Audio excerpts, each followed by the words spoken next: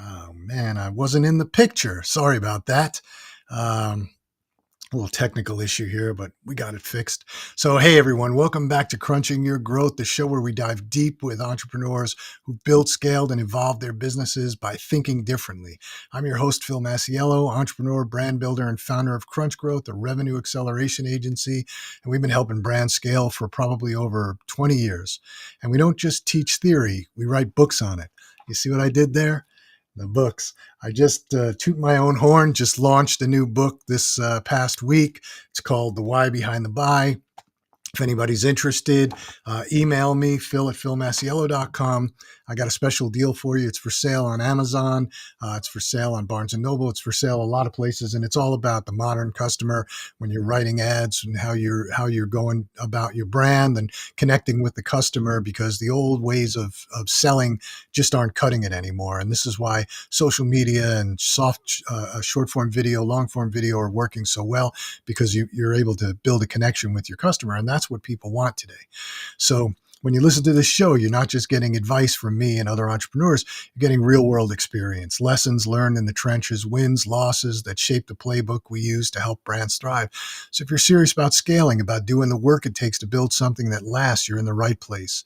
My guest today, Erin Robert Frey, a serial founder, Forbes 30 under 30 honoree, someone who's built and exited an 8-figure brand. But what makes Erin different isn't just his business acumen, it's his mission to shift the conversation around success. And he's now building VitaStrive, a platform focused on performance, longevity, and mental clarity. So today we're diving into how founders can win without burning out. So let's go, let's bring him in and see where we're at with his business. Sorry, a couple of technical issues, but hey, Erin, nice to have you. Thanks for coming on, and I appreciate you taking the time. Yeah, absolutely, Phil. Thanks for having me. It's a pleasure to be on here with you. Yeah, my pleasure as well. So why don't you take us back, almost to the beginning? You've done a lot of different things. What got you started? What was the reasoning behind you starting up your own businesses versus a lot of people just going to work for somebody? Yeah, absolutely. So I think that it's sort of a mindset that has existed since the time I was little. So my brother and I, we started our first business, but even when we were younger, like back in elementary school, we had taught ourselves how to braid wristbands that we would then braid and sell to our friends' parents. And so that was like sort of this the mentality that always existed. And he and I were always just such a good team. We always knew we wanted to start a company together. And at some point in time, we just started brainstorming a ton of different ideas. And we had a list of like over 100 ideas. And we're like, okay, like, we now need to actually boil this down to what has potential and what is feasible. And we came up with a pretty interesting idea that started to get a lot of traction. And I'm happy to go into that. It started off quite random, mostly a pet project, but it just evolved into something where we were learning along the way, making adjustments, iterating and pivoting when necessary, and ended up with something that a few 100,000 people enjoyed using. Yeah, I'd love to hear about it. That's what I'd love to hear about. Absolutely. So the random company, the original random company idea was basically a laundry detergent for men. Right. And and I'm going to say that again. So, a laundry detergent for men, which at that point in time when we started, there was an advertisement that Tide had put on a Super Bowl commercial where it had a father doing laundry and the hashtag dad mom with his, fists clenched. So we're like, this is very clearly branding this as a woman's chore. And we like walked down a laundry detergent aisle, and at that point in time, all the products, from their scents to the advertisements to the packaging to the all that, was just very much tailored towards women. And we recognized that there was a shift in the market. There's a sort of a shift in society towards men doing more of their own laundry. And we're like, you know what? It's time for something to be done to make a difference here. And so we're like, okay, this is something that it's interesting to us, and it's interesting to a lot of the other people that we talk about. Like, why doesn't something like this exist? Why can we not break down stereotypes about gender roles in the household? And so we just started to create some some products in our basement. And Wow. yeah, and so when we first started, we just ordered a bunch of test tubes and basically chemistry sets and a bunch of essential oils that we were mixing to determine fragrances and testing it out on our friends and family. And then we just started making formulations in our basement. And the initial product was very much a prototype, but it was enough that we were able to get a few users to start it. And we did a small Kickstarter. And from the Kickstarter, Good Morning America reached out to us. And so this is like, pretty crazy for us because this was all within a matter of a few months after starting. And Good Morning America, I guess, liked our story. And so they invited us on their Shark Tank Your Life segment. And so it's sort of parallels the actual Shark Tank show, but we were able to meet Kevin O'Leary on it and essentially got our product shown in front of a few million people. And so it was a really interesting experience that made us reflect, and we're like, okay, people are interested in this. Let's actually book down, do our research, and figure out how we can truly grow this into a nationwide or international brand. And as we were booking down and doing our research, we started to see these other issues in the industry. We're like, at that point in time, all the laundry detergents were still sold on shelves at supermarkets, and like you Yeah, have these big jugs of mostly blue goo on the shelves, and it's mostly water weight. It's expensive to ship. It's completely unnecessary. But on the shelves at these supermarkets, people think bigger is better because they're comparing, and so these companies are trying to almost give the illusion of value with not actually offering it. And so, like, okay, let's sort of follow this trend of direct to consumer. Like, there was Dollar Shave Club, Harry's Razors, all these right. other ones shipping directly to people. So they were sort of cutting out the supermarkets as the middleman, allowing for greater value to be provided for less cost because the supermarket's not taking the cut. And so we created these super concentrated formulations, and we were able to ship to people's doors for less than it would cost to have shipped Tide at the time. And we just sort of started to scale from there. But one thing that we didn't really anticipate at first was how much this would resonate with a lot of clothing stores, especially higher end clothing stores, because we didn't look like a traditional laundry detergent. And we had a formulation that was formulated to be better for the environment, better for your clothing. And we were starting to call ourselves a clothing care brand. And so Saks Fifth Avenue, they would sell our products. They would never sell Tide because Tide's a laundry detergent, but they Sure. would sell our products. And then about 400 boutique clothing retail stores also sold our products. And these are stores that would never sell a laundry detergent, but they would sell a clothing care product. And that is something that I think investors found very interesting. And so a lot of as I'm talking, it was trial and error. This was us learning along the way because we went in with quite a little bit of experience. And my original background is in neuroscience, and I did pre med, and I was planning to go to medical school. I had a few acceptances that I was teasing around in my mind as like what I wanted to do. But as we sort of scaled and as we sort of learned about things, I started to recognize these patterns, which I'll touch on why they've sort of impacted how I think about companies as a whole in the future. And so the patterns that I recognized for what I think was causing the success with our first company, Frey, was that there were things like societal shifts. And that's like how I mentioned more men were doing laundry, Sure. more men were caring about details surrounding their fragrance, appearance, and clothing. Two is like the technological shifts. And so that's the, direct to consumer e-commerce subscription services. Just technology had evolved to a point where it was much easier to control your consumer data and provide better value to individuals. And the third was the new market access, like the fact that we were able to access a market that Tide could not. That was huge to us. And it's a little point of pride that Procter and Gamble at one point sent us a cease and desist letter, and we were still a small company at this point in time. But they didn't like the fact that we had an advertisement that said hashtag against the tide because we were calling them out on having these large jugs of mostly watered down blue goo. And so, but we thought that was, we were honestly excited that we had their attention at least. And we're like, okay, we're doing something right, that even these very large companies that are, 1,000 whatever times the size of us, are trying to flex on us. And so we took down that advertisement, but it definitely was a motivating sort of thing, showing that we were doing something that was different, that these larger companies were a little bit uncertain about. Um, Why'd you take the ad down? so we because Procter and Gamble could have absolutely piled us under, many millions of dollars worth of debt to lawyers if they had wanted to. So if they wanted to crush us, they could have crushed us. Um, at the end of the day, I feel like they just wanted us to take down the ad. They didn't want anything bad to happen there. But we did think that it was pretty cool, and we also started talking to Unilever, sort of the other big like mega giant in that space. Sure.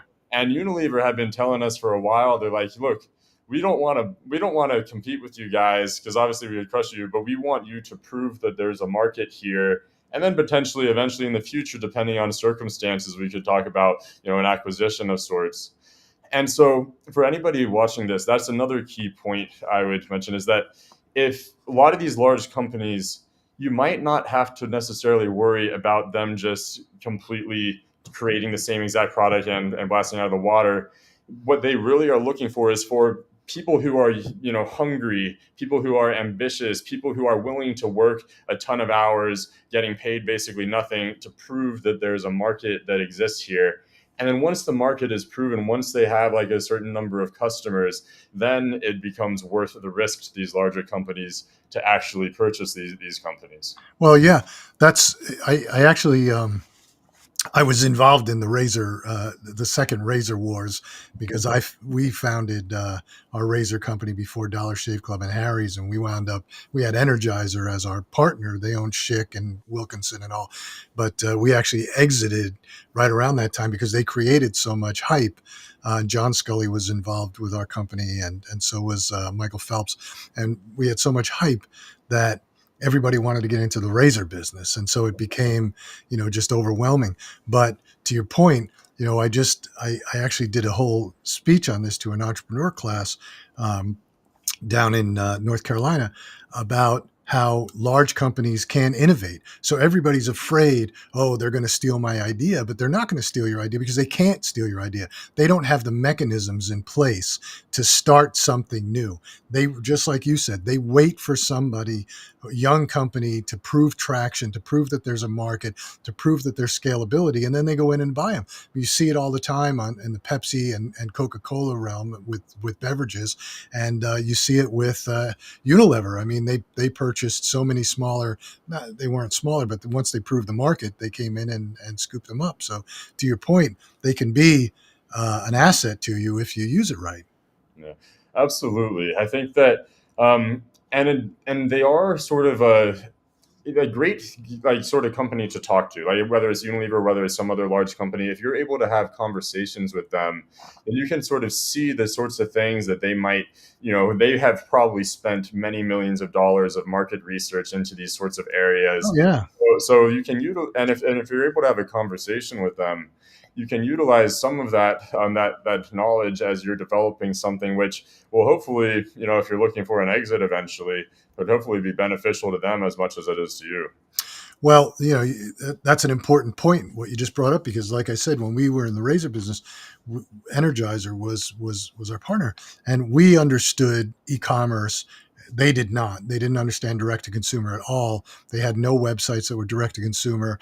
We were selling on Amazon. They sold to Amazon. They didn't understand how to sell on Amazon, and they really didn't understand it. But what they did understand, which was extremely valuable to us, they understood shaving. They understood the shaving market. They understood what motivated people to buy and things like that, and that was invaluable for us. But the issue for us was we had a skincare brand prior to that with a woman focused skincare brand with Carol Alt that we sold worldwide, and so we were more focused on the shaving skincare side. Like the razors to us caught the attention, and I didn't really care if we made profit on the razors because we were trying to make profit on all the skincare and upsell, and which we accomplished actually.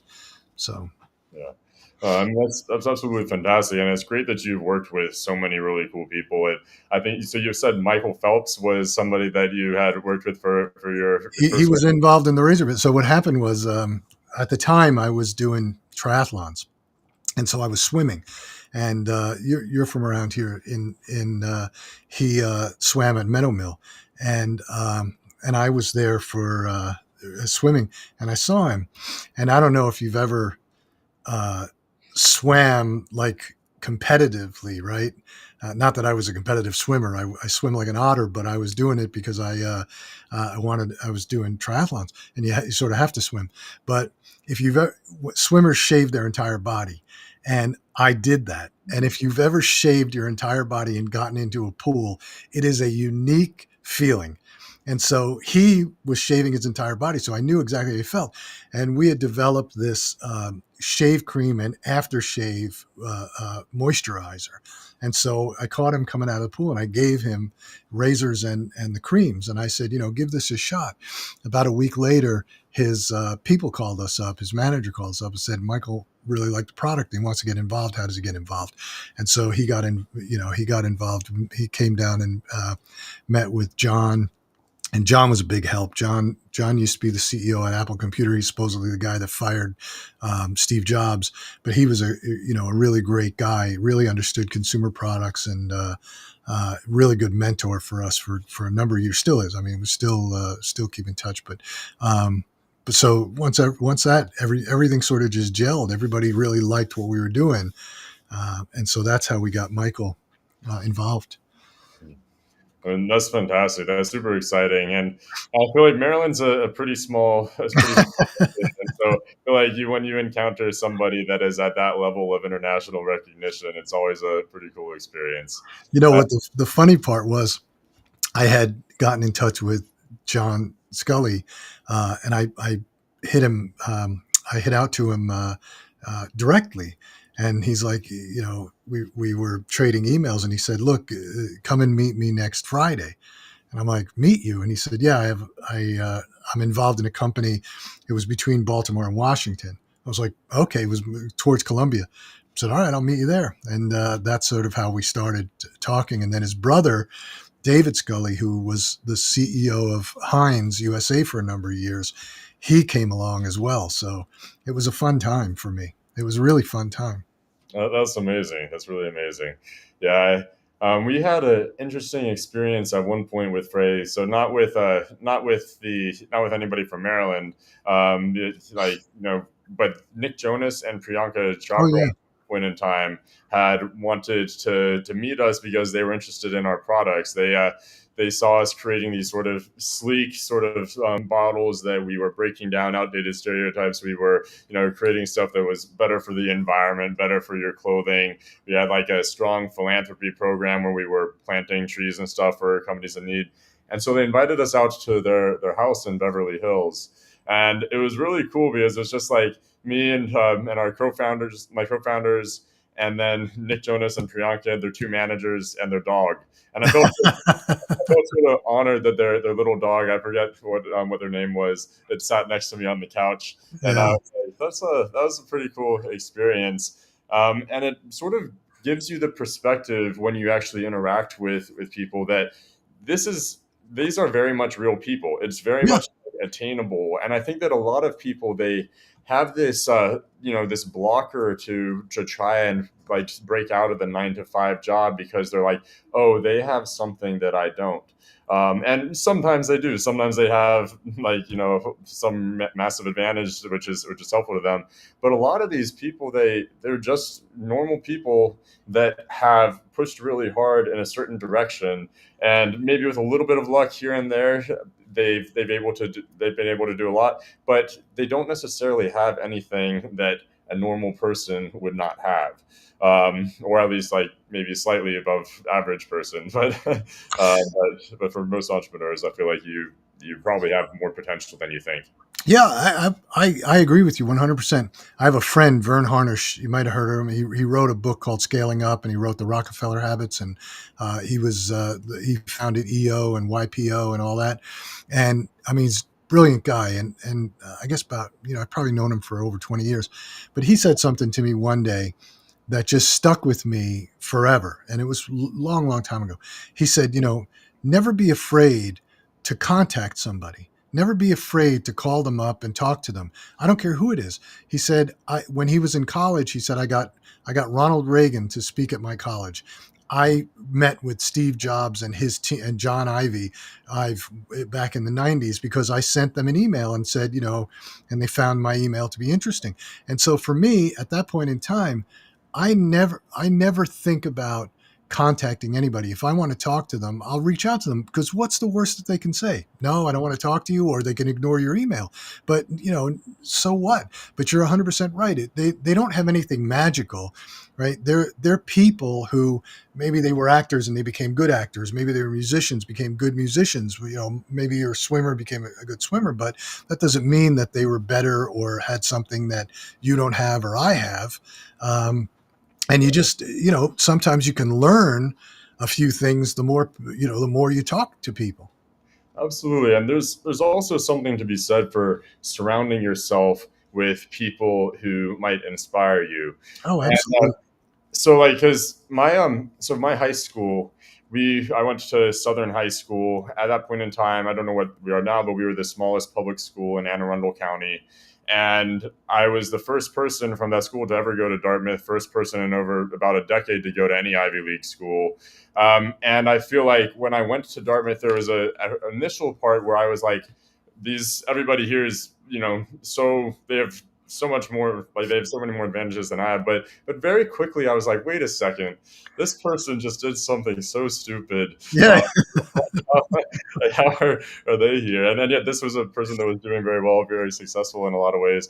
And I've noticed this over and over again. It's like, you sort of put these people on a unattainable pedestal, but then when you're actually there, like, rubbing shoulders with them, you're like, you know what? They don't have anything that I don't have. Like, there's no reason why I can't do something at least as impressive. And so since I had that realization, I've really tried to seek out environments where I'm surrounding myself with people that maybe they have different perspectives, maybe they have different experiences, but all of them are sort of operating at a level where they have a little bit of a greater vision for themselves than necessarily what most people would have. Oh yeah, I agree 100%. That's why one of the reasons I enjoy doing this show.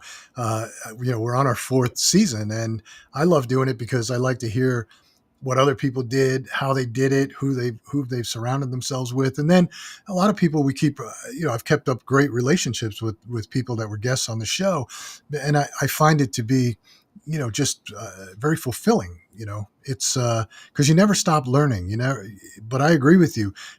You get involved with enough people, you realize that people are people. Some people get a little lucky, some people get a lot of lucky, some people are able to do great things, some people are sort of unsung heroes, but everybody's got something to offer, and so you should never be intimidated. And I do find that people are intimidated when you say, that's so and so, and go, oh my God, how'd you meet him? And you go, well, he's just a guy. I called him up on the phone.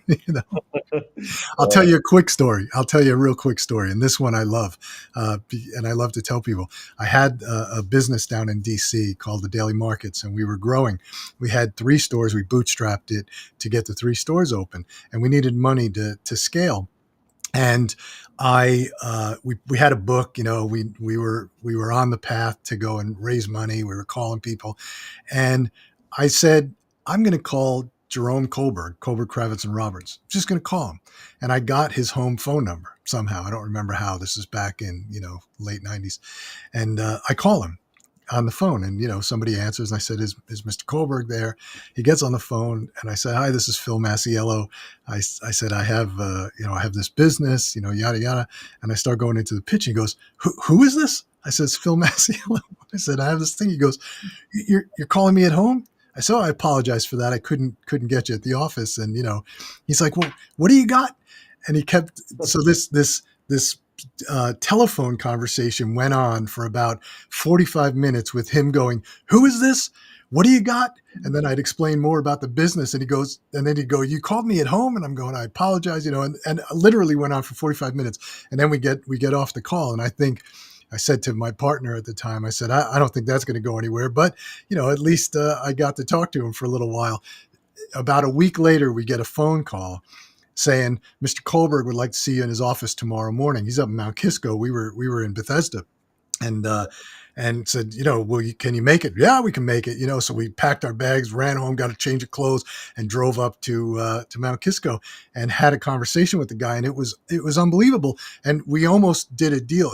The problem that we had was we were looking for, I think we were looking for, $10 million or something like that. And he said, I don't do a deal for less than 15 because the legal fees will kill you. He said, but the reason that you're here is we have this other business and we think there's a way to put them all together.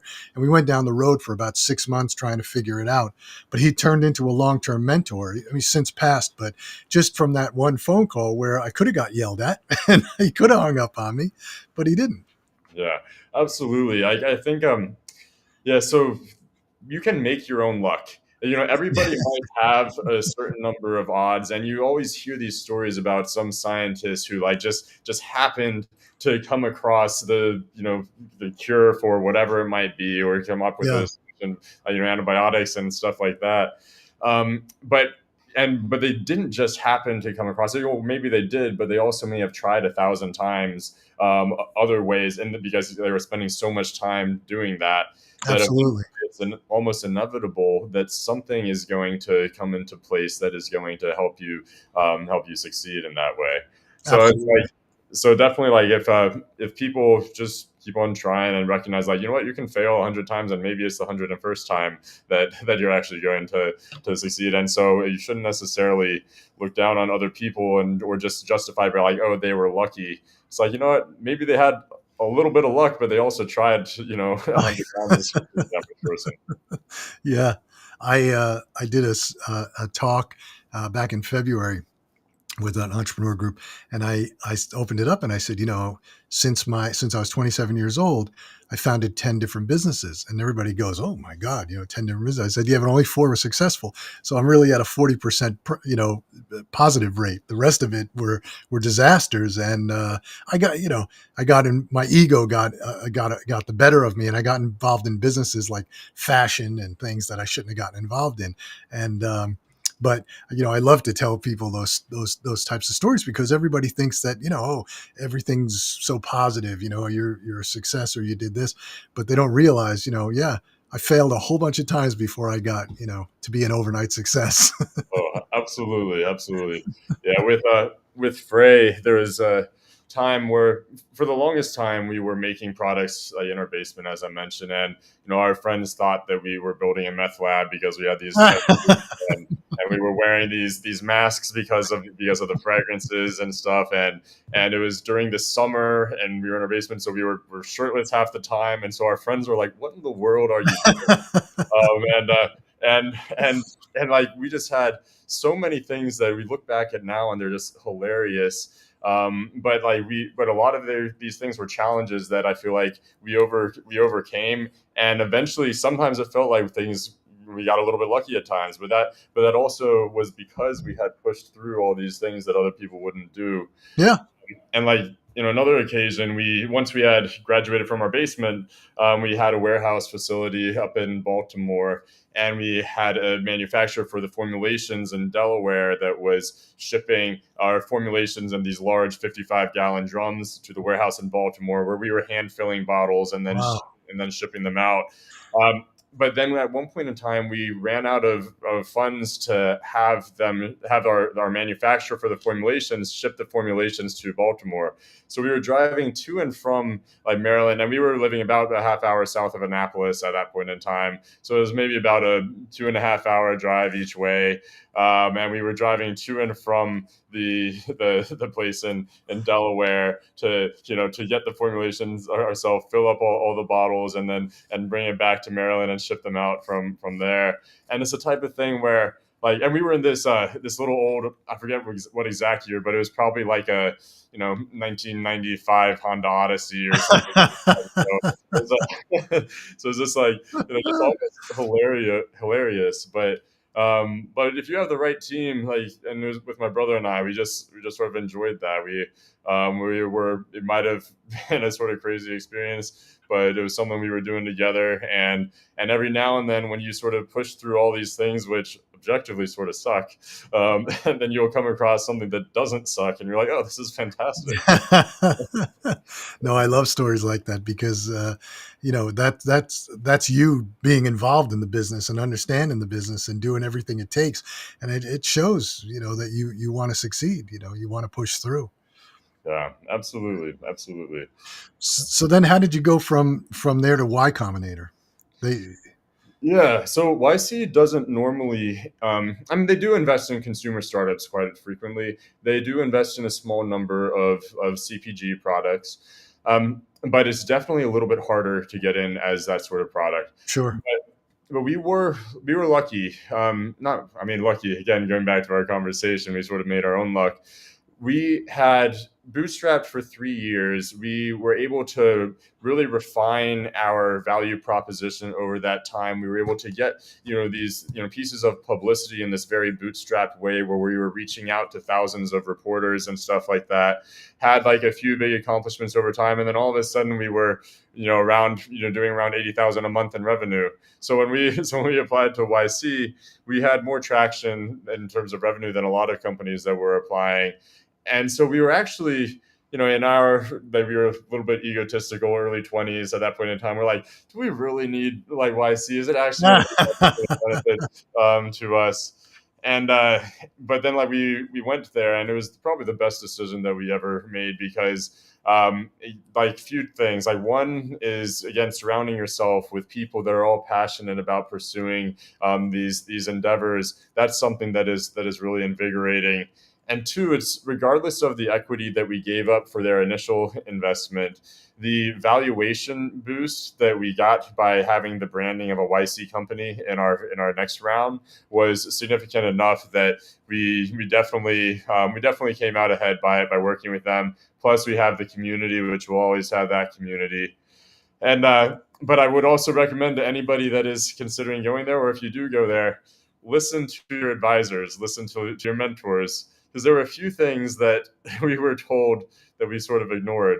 Uh, Um, and so like one of them was, they're like, don't hire a branding agency. And we're, in our minds, we're like, but we're different. We like, we're different. We are going to benefit from hiring a branding agency.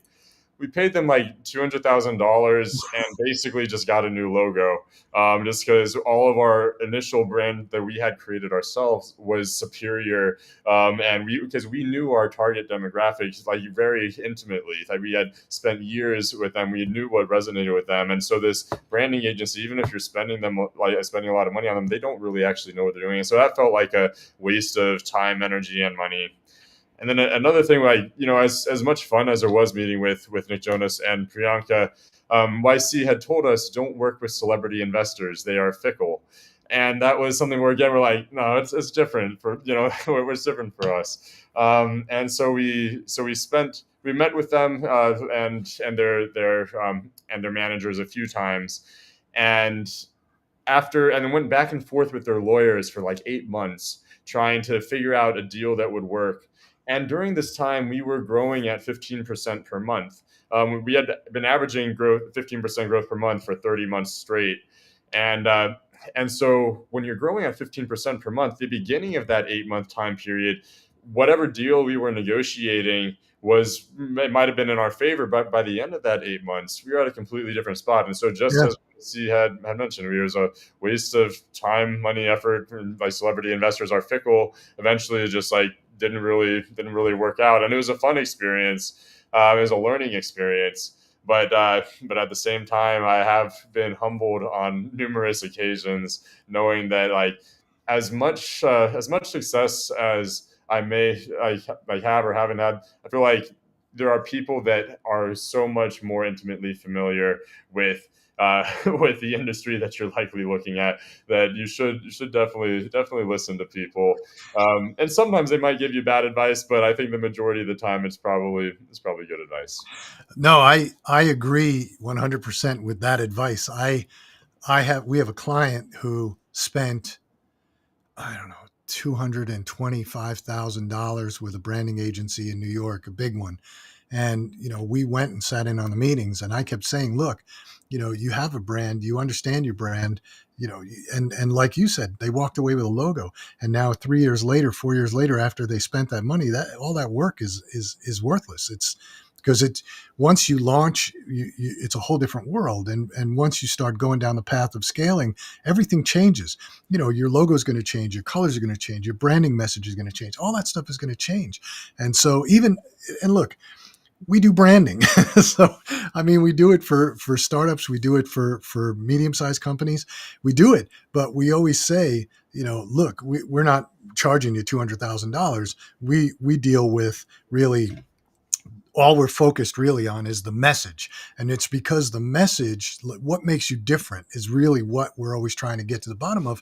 Because if without that message, I can't advertise effectively for you, I can't do anything effectively for you. So we're always trying to figure it out. And it's amazing to me that you get guys that maybe go from 0 to 10 million, and they really still, they got there because of, pushing through, and they have a great product, but their message is still flawed. And then they struggle to get from 10 to 20. And it always comes back to adjusting your message. So in my experience, and as far as the celebrities go, I agree. I don't like celebrity investors, but I will say that, we did build a skincare line with Carol Alt, and I mean, she's a minor celebrity, but the only reason we did it was because she had built it was a raw skincare line, and she had written books on the raw lifestyle, and she become a symbol of the raw lifestyle. And so therefore she had credibility in the space. But it was challenging. I will say this, because even though she had credibility, the buyer of the product, the women would look at it and go, well, I'm never going to be as good looking as her. She's a model. So we sort of had to adjust her down. But, those are my experiences with that. But I agree with 100% with that advice. Absolutely, absolutely. Yeah. Yeah, it's great to hear that I'm not the only one that that has recognized that. So then you go from YC, and then, I'm assuming you sold the company because now you're on to something different. Do you want to talk about what you're doing now? Yeah, yeah. So we went through YC in 2018, made the Forbes 30 under 30 list. We were in the 2020, but they released the results at the end of 2019. And so during COVID, we were one of the few companies that survived, like through COVID, because our supply chain was, experiencing difficulties, and everybody remembers the toilet paper crisis where but the thing is that there was that sort of issue with supply chain was very prevalent across any sort of shipping, Sure. like involved business.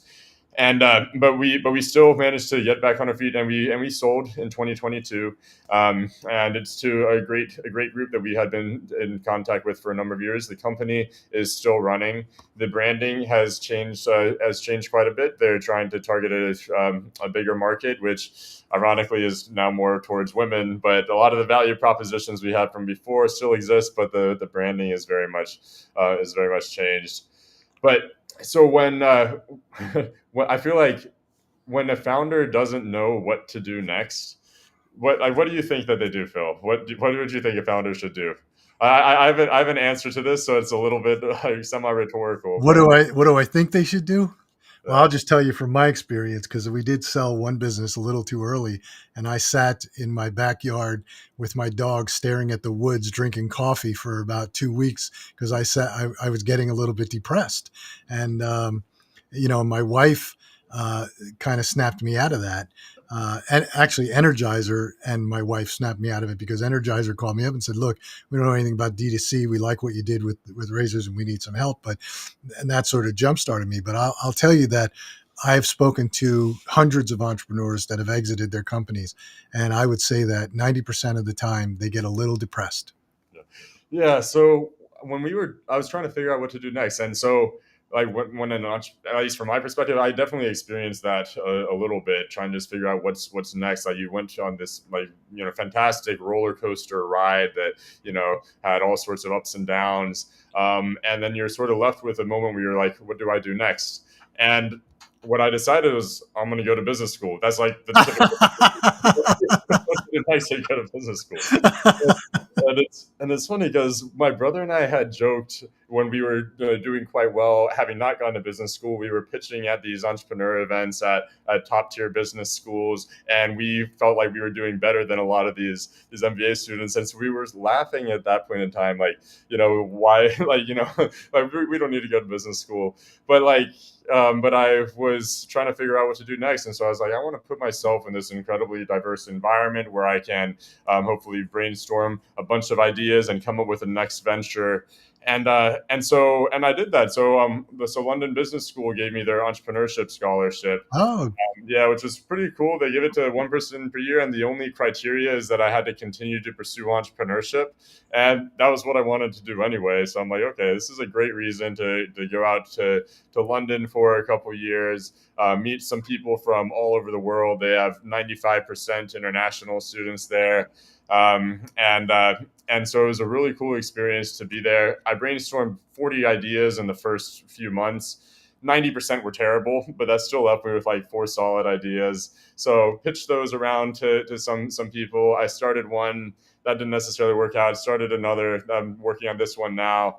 And this is more in the sort of health tech realm, which goes back to like what I said at the very beginning. My original background was in neuroscience and like medicine and healthcare, and like sort of athletic performance is something I've always been passionate about. And so I was trying to do something a little bit more related to this. And as you were talking about iterations and sort of finding the different angles and stuff that is going to resonate with people, I realized that there are all these longevity products out there these days. Longevity is becoming a huge company, but one of the problems is that they sort of treat the biomarkers as something that is separate from your mental, so as from your mental health versus your professional performance. So like you have these like mental health, physical health, professional like or academic performance. Like most apps treat those in separate buckets, like in separate right. areas. When in reality, is they are deeply connected. And so what I have been doing is finding a way to align and connect those different aspects. And I'm not calling it a mental health app. And I'm not calling it a physical health app either. I'm calling it more a performance app, and performance not necessarily in the sense of just mental or physical, but more in the sense of life performance. Like, how are you able to successfully live happily, live longer, all these sorts of things. And that will equate to having good mental performance and good physical performance.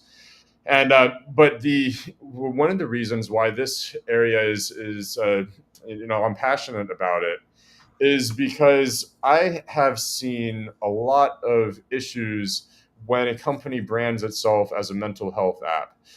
You have a lot of people, and especially men, who like there's a stigma behind mental health.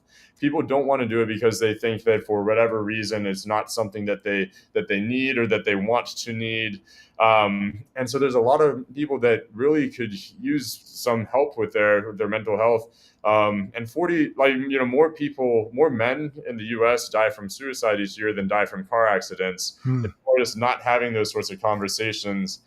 And the reality is that I don't know if at this point in time I can make it so that those conversations are things that people can have. But what I can do is I can make it so that so I can reframe things. So people aren't necessarily thinking about it as a mental health sort of thing. The thing about it is like, I'm going to improve my mentality, improve my vitality, and this is going to lead to improved performance. And so for a lot of these people that, guys that might have this sort of like machismo culture that has been ingrained into them, they would probably never use something that necessarily directly is talking about improving their mental health, but they would use something that is focused on improving their sort of life performance, which has that sort of mentality aspect as one of the core pillars to it. And so this is a very early stage company. But it is something that I'm finding very interesting as I'm exploring it more. There's a lot of different directions that I could see this going in, but that's part of the journey at this stage. The one thing that I'd be looking for is I'm looking for a CTO, a high quality CTO that can communicate well. So if anybody on this show is listening and they knows of somebody, feel free to reach out. Maybe I can give you some advice. But also, always just happy to chat for whatever reason. I'll put some feelers out about that. I do know some folks in that way, but it's funny.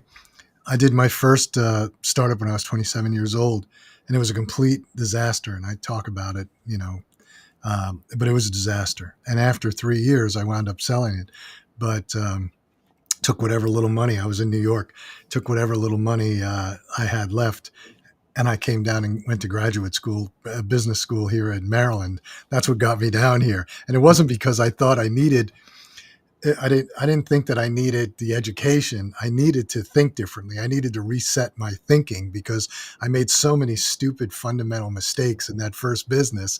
And it really changed the trajectory of my life because I wound up getting involved. There was a company in DC called Sutton Place Gourmet, and there were only 2 stores then. And I got involved with that company and helped it grow. And that was a better education. But I think graduate school sort of, made me think a little bit differently about business. So to your point about, going and getting your MBA, it's Yeah. Yeah.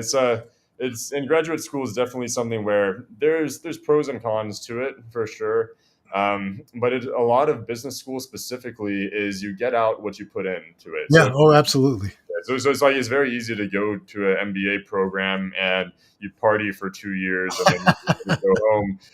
And you have a lot of people that might be sponsored by their companies. Like so they're like, oh, I'm just gonna go like party for 2 years, come back. I still have my job and I'm going to get a raise or Yeah. something like that. And there's not necessarily anything wrong with that, but but at the same time, I feel like you know a lot more could be gotten out of business school if you actually sort of go in thinking like what do you want to get from this, what do you want to do, who do you want to meet, talk to your professors and stuff to actually take those steps outside of your comfort zone. And what was sort of cool is I actually, despite going to London Business School, I did an exchange program at Yale as well, Oh, wow. a program called a Startup Founder Practicum, where I would get course credit by being matched with a faculty mentor and working on a startup. And that was a cool thing to go there. But while I was there, and I was thinking about this earlier as you were talking about sort of calling up the random person, you don't know what will go downside. And I took a class called Mastering Influence and Persuasion, and it was an interesting class because every single week we had these sort of challenges that we were asked to do by the professor, and so all these challenges were things just to make us step outside our comfort zone, get used to asking for things, to getting feedback, to having people tell you no, as well as have people tell you yes, for certain things. And I feel like that was just a really interesting experience. But I wouldn't have gotten that if I hadn't taken that specific class. If I hadn't gone in saying like, look, I want to know how to improve these, like my ability to step outside my comfort zone and all that. Yeah. Well, that's a big step outside the comfort zone. Hearing no constantly, people that I've seen many an entrepreneur buckle under that weight because when you're, as you know, if you're out looking for money, when you're out trying to raise capital, I mean, it's a numbers game and you're hearing no a tremendous amount of time. And if you internalize that and take it with you, you're just not going to do well with it. You have to understand the game. Not everybody's going to love you. Not everybody's going to love your idea, and maybe one out of every 200 are going to want to invest. So, Yeah, absolutely, absolutely. you want to talk about mental health, it's not easy no matter what you're doing, right? If you're a professional athlete, if you're a business person, I mean, the weight of what you're doing and what you're responsible for gets heavier and heavier. So I can see what you're talking about when you say that, the suicide rate in men is more so than automobile accidents. I can see it. Yeah. Yeah, but yeah. So my goal with this is launch a company that has a positive impact. Well, and and that's something that I've also learned. So for anybody listening to this, I don't know what sort of companies you might be interested in starting, but regardless of the company, I have learned that you can tie positive impact to your financial success. Sure. And so that's something where, like, especially in this day and age, people, if you have a lot of products and if two products are basically identical, um, then people will probably choose the product that is having a little bit more of a positive impact. And so in that way, you are simultaneously having a positive impact while also growing your brand. And so with our my first company, Frey, we planted like over 1 million trees via nonprofit partnerships, Oh, just because we were tying this sort of philanthropic program into our sales. And so that's sort of the type of things, like, I would not have been able to plant, 1 million trees on my own necessarily. And so that's like, you can have these impacts. And so with this company that I'm working on now, I feel like I really want to have a positive impact. And if it impacts me in a financial sense as well, what's not to like about that? but but definitely, I want to do something that I'm passionate about, because when I'm passionate about something, working 80 hours a week can feel like 40, yeah. versus if I'm not passionate about something, working 20 hours a week can feel like 60. Oh, yeah, absolutely. I agree with you 100%.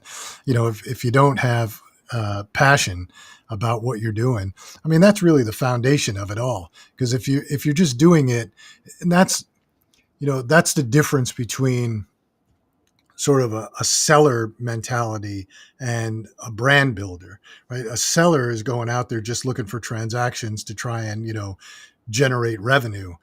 They're not really concerned about anything else other than that.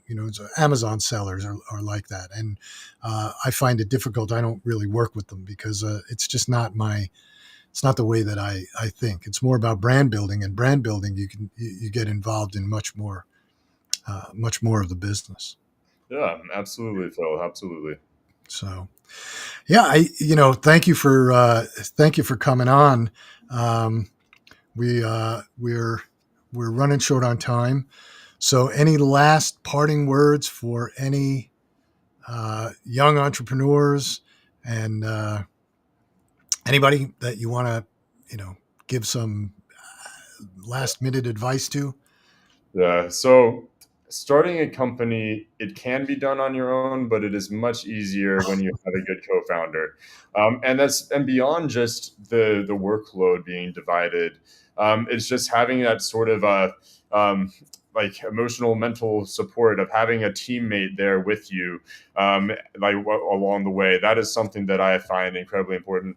And and in order to find somebody like that, don't rush into it. I have tried to find a couple of co-founders recently, and they've been quite disappointing. Maybe they're bad at communicating. Maybe they were all fluff when I was first talking to them, so they sounded great. But then a month into it, I realized that they really were just going to. They didn't actually want to be a founder. They just wanted to toy around with an idea, and it's and so like when you so find a good co-founder, it'll make life easier. It's easier said than done. But that's a starting point. Find a good co-founder, brainstorm ideas together, see like what people want, what you're passionate about, and then just don't be afraid to take risks. Yeah. Oh, yeah, absolutely. You can't be afraid to take risks to be a successful entrepreneur. It's in the blood. But I appreciate you coming on. I really do. And all your information will be in the description. I think we have a link to your new business in there, if I'm not mistaken, or I know we mentioned it. I don't know if we have a link. If not, we'll put one in. And all your social media is in there, whatever you supplied. And so, and people want to get in touch with you, they can reach out on LinkedIn. They can reach out on. I saw that you were on. Uh, the site for coaching. There's a coaching site that you're on. Um, Yeah, so intro.co. yeah, So intro. I do startup. I act as a startup consultant. So basically helping people who want to start a company or want to grow their company sort of develop a plan of action in order to bring their company from where they are now to where they want to be. And so definitely feel free to meet me on there. I'll make sure, Phil, that you have my link for that. Also, I'll resend you my social media links as well as the website link, just so we can have all those. But it has been an absolute pleasure to chat, Phil. I really appreciate you thinking of me and reaching out. And I definitely am looking forward to seeing where you take this company even further. Oh, thank you. Thank you.